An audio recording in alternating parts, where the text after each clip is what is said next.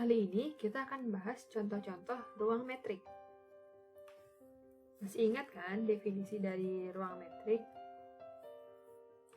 Nah, ini syarat wajib bagi suatu fungsi untuk menjadi suatu metrik. Jadi kalau misalkan kita punya suatu himpunan X, entah himpunan apa saja, lalu ada fungsi D, di mana fungsi D ini memetakan dari X cross X ke, nah ini syaratnya, kodomennya harus merupakan bilangan real. Lalu hasil dari nilai fungsi tersebut non-negatif dan berhingga. Kemudian fungsi D ini, fungsi jarak ini, untuk menjadi suatu metrik, syarat berikutnya haruslah memenuhi ini. dxy sama dengan 0 jika dan hanya jika x sama dengan y. Maksudnya adalah jarak dari dua titik. Jika jarak dari dua titik itu bernilai 0 jika dan hanya jika ternyata dua titik tersebut merupakan titik yang sama atau tempatnya menempel gitu. Berikutnya, urutan x maupun y-nya tidak berpengaruh apa-apa. Dan yang terakhir, yang keempat adalah berlaku ketaksamaan segitiga. Jika keempat syarat ini berlaku, maka fungsi D ini dapat disebut sebagai metrik. Dan X dengan D, X dipasangkan dengan D disebut dengan ruang metrik. Berikutnya, ini ada contoh, yaitu contohnya adalah bilangan real. Ini ruang Euclid. Ruang Euclid itu ya ini tadi, R, R2, R3, Rn, dan seterusnya. Ruang uniter itu bilangan kompleks. Dan ruang kompleks itu ya tadi ini 1, 2, 3, 4 ini, dan seterusnya hingga Cn ini digabungkan dengan metrik dxy sama dengan ini ya, sama dengan ini. Untuk x-nya itu berupa x1, x2, xn, dan y-nya y1, y2, yn. Maksudnya adalah ambillah contohnya di bilangan kompleks. Di bilangan kompleks 2 plus 3i ini adalah anggota bilangan kompleks. Di sini kalau kita merujuk pada ini, maka x1-nya itu adalah 2, x2-nya adalah 3. Ambillah contoh lainnya adalah R3, yaitu vektor 1, 0, 0. Maka 1 itu adalah x1-nya, x2-nya adalah 0, x3-nya adalah 0. Nah, seperti ini ya. Nah, untuk x yang seperti ini dan y yang ini, di mana x dan y-nya ini ada dalam himpunan-himpunan ini ya, himpunan-himpunan yang disebutkan salah satunya. Dan metrik yang digunakan seperti ini, maka dapat dipastikan ini adalah ya metrik. Jadi Rn maupun Cn dipasangkan dengan ini disebut sebagai ruang metrik. Pembuktiannya sudah kita buktikan di presentasi sebelumnya. Namun, ada tugas nih buat kalian. Carilah bentuk geometris dari lingkaran pada R2. R2 tahu kan? Yang ini loh. Yang di sini ada sumbu X dan di sini ada sumbu Y. Sini 0,0. Titik pusatnya. Lalu dengan menggunakan metrik ini 1, 2, 3. Oh ya, ini kurang awal. Lalu kesimpulan atau hikmah apa yang bisa kamu ambil dari tugas ini? Oh ya, ingat ya, lingkaran itu adalah kurva yang dibentuk oleh titik-titik yang bergerak dalam bidang sehingga jaraknya dari titik tertentu atau pusat lingkaran adalah konstan. Jadi gini nih, misalkan selama ini kita punya lingkaran seperti ini. Ya, yang kita pelajari sejak zaman sekolah dulu ya. Ini sumbu X, ini sumbu Y. Lalu misalkan pusatnya ada di 1,1 misalkan. Dengan radius 1 juga, satu satuan misalkan.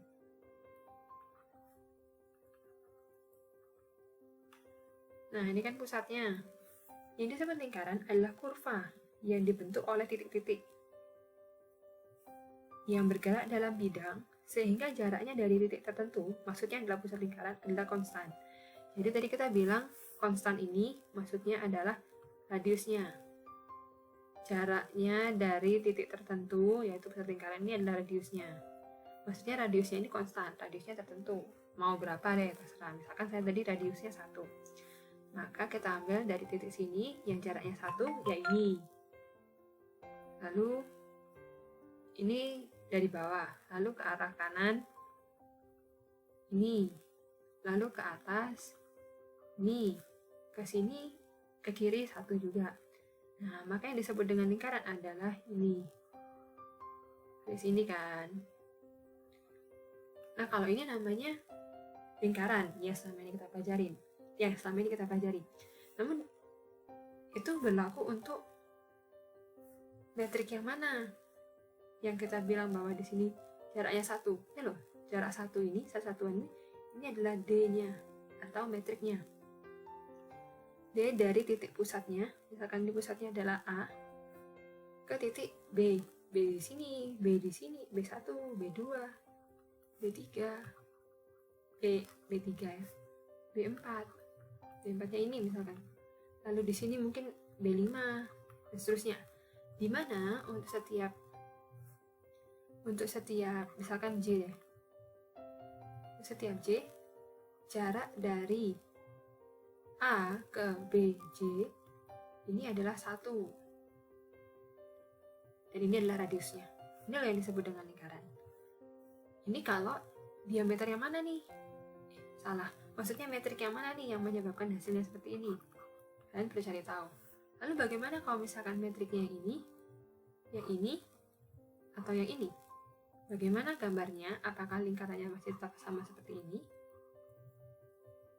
Coba kalian cek ya. Kalau udah dicek, kira-kira kesimpulan apa sih atau hikmah apa sih yang bisa kamu ambil dari tugas ini? Coba, clue-nya adalah coba hubungkan dengan kehidupan kalian misalkan.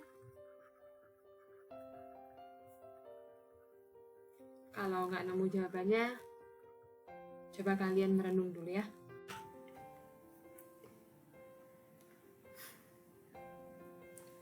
Berikutnya adalah ruang barisan atau yang dilambangkan dengan delta hingga.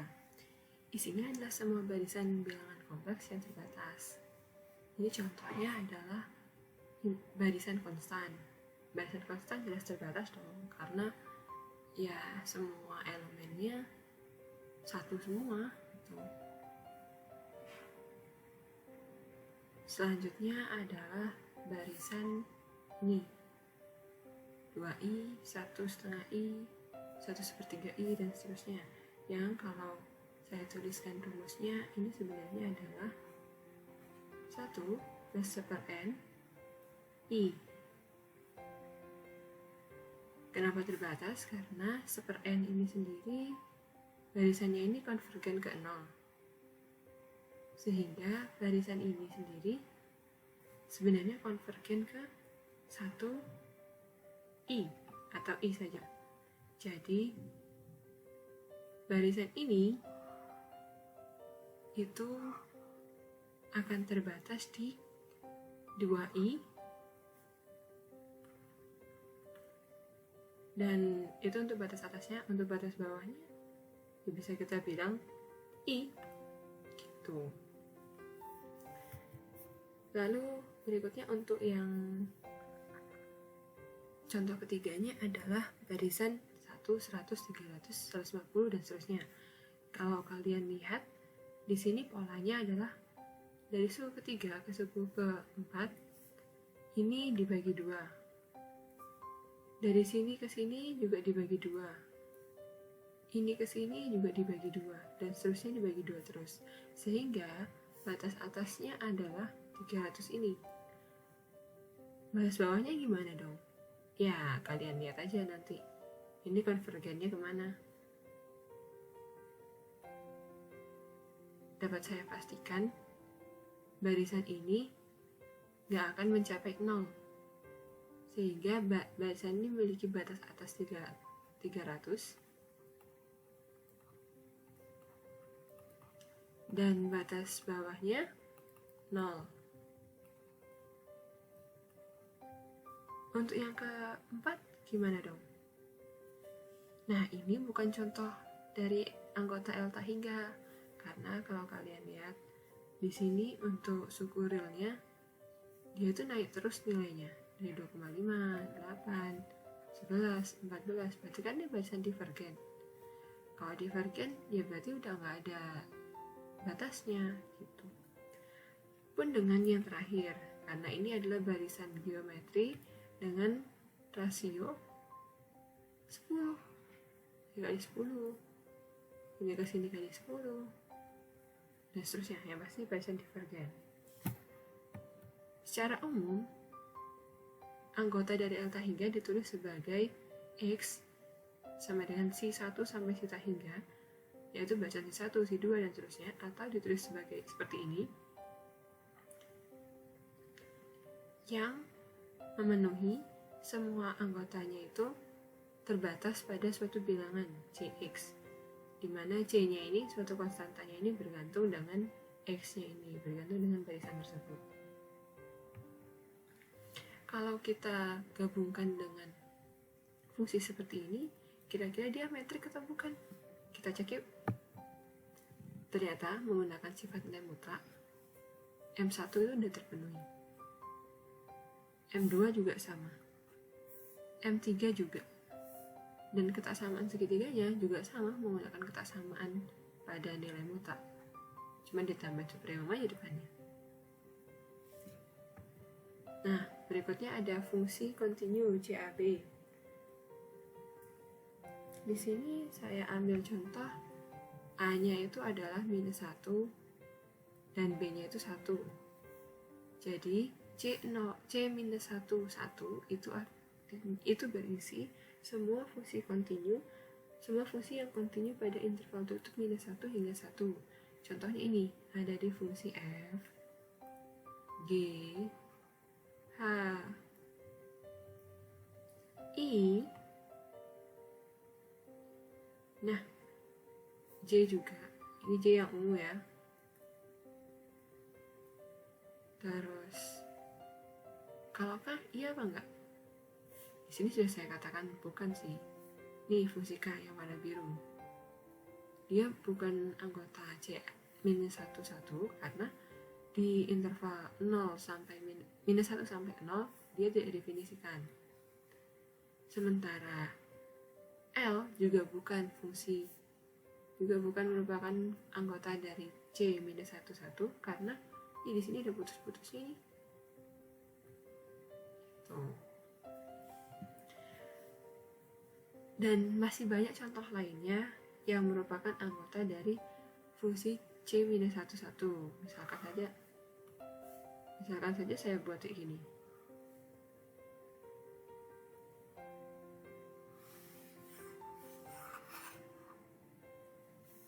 Atau yang berupa seperti ini.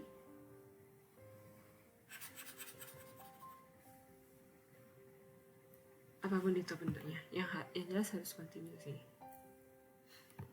Secara umum dituliskan bahwa CAB ini adalah ruang yang berisi semua fungsi binary real yang terdefinisi dan kontinu pada interval JAB. Nah, untuk fungsi misalkan anggotanya xt, yt, zt, maka kita definisikan jaraknya berupa ini. Kalau C, A, B digabung dengan D ini, kira-kira ruang metrik atau bukan? Nah, itu tugas kalian untuk ngecek dia ruang metrik atau bukan ya. Selanjutnya ruang metrik diskrit. Sesuai namanya, diskrit, maka untuk sebarang himpunan X kita definisikan metrik ini sebagai 0, bernilai 0 kalau misalkan mereka merupakan anggota elemen yang sama, atau 1 jika yang dicarikan fungsinya itu adalah 2 elemen yang berbeda. Jadi ya kayak aku dan kamu itu orang yang sama atau bukan? Kalau sama berarti jaraknya 0. Kalau kita adalah orang yang berbeda, ya 1 gitu.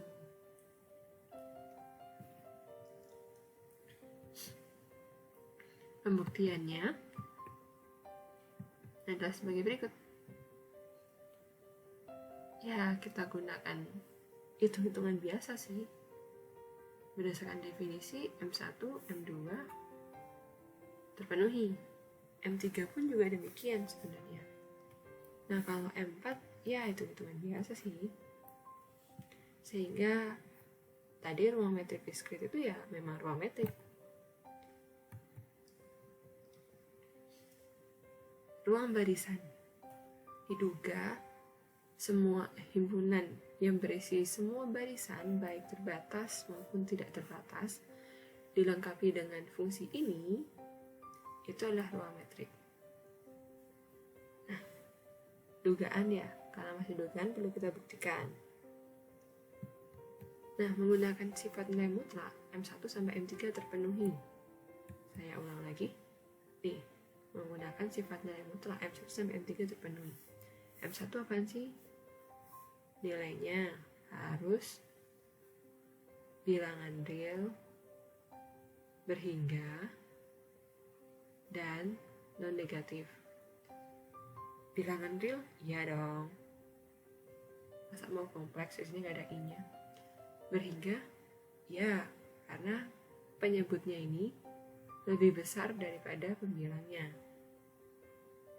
Terus non-negatif? Iya dong, karena di sini kita gunakan nilai mutlak dan tambah. Terus yang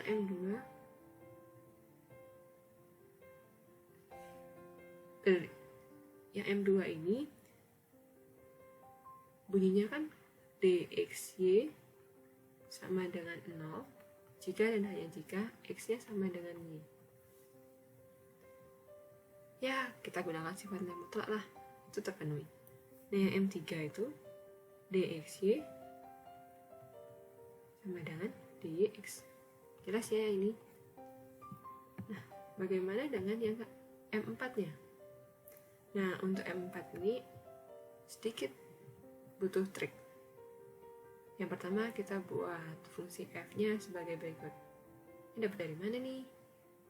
Ternyata Ft sama dengan T plus T per seperti itu dapat dari sini. Nantinya kita ambil ini adalah T.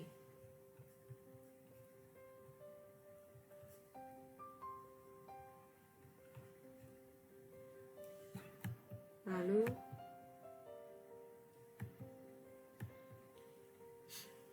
kita turunkan.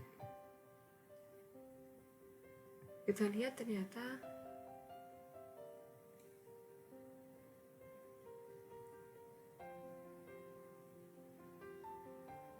dengan menggunakan ketaksamaan segitiga pada nilai mutlak biasa.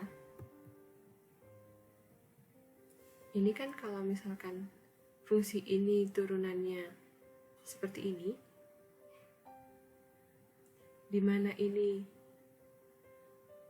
nilainya positif ya, atau non negatif, ya kan? F aksen T-nya kan non negatif nih. Berarti kan ini Ft ini adalah fungsi naik.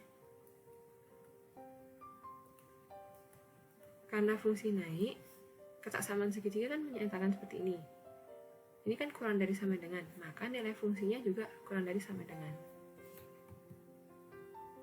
Nah, masukin lagi deh F nilai mutlaknya.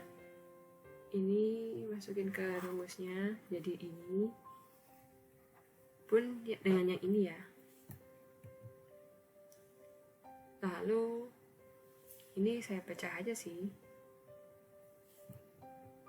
Berikutnya dari sini ke sini, ya dong, karena ini lebih, penyebutnya ini lebih besar daripada ini kan, sehingga berlaku demikian. Nah, tadi kan berarti kita dapatkan yang ini nih, ya kan? Dari sini dan yang sini kita dapatkan ini. Lalu kita ganti A-nya dengan CJ minus ZJ dan B-nya ZJ minus eta J untuk setnya ini. Maka kita dapatkan seperti ini.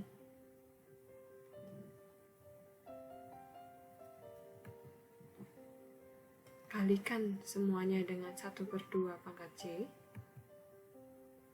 Kita jumlahkan untuk J-nya dari 1 sampai tak hingga, maka kita dapatkan ketaksamaan segitiga yang diinginkan. Lanjutannya adalah ruang fungsi terbatas. Kalau tadi isinya ruang fungsi kontinu, kali ini fungsinya tidak harus kontinu, tapi harus terbatas. Contohnya ada di perbedaannya, jadi kita lihat perbedaannya ada pada di sini, L-nya. Kalau L-nya tadi tidak termasuk CAB, kalau di sini masuk dalam BA. Secara umum didefinisikan sebagai berisi semua fungsi yang terdefinisi dan terbatas. Ini terbatas ya, pada himpunan A. Lalu digandengkan dengan metriknya seperti ini. BA ini digandengkan dengan metriknya seperti ini. Oke. Ini tadi yang ini tidak saya buktikan ya. Kalian bisa buktikan sendiri kalau mau. Karena pembuktiannya ya mirip-mirip lah sama ya ruang barisan yang menggunakan metrik seperti ini. Cuman beda di yang ini fungsi, yang tadi barisan. Oke, terima kasih Grazie.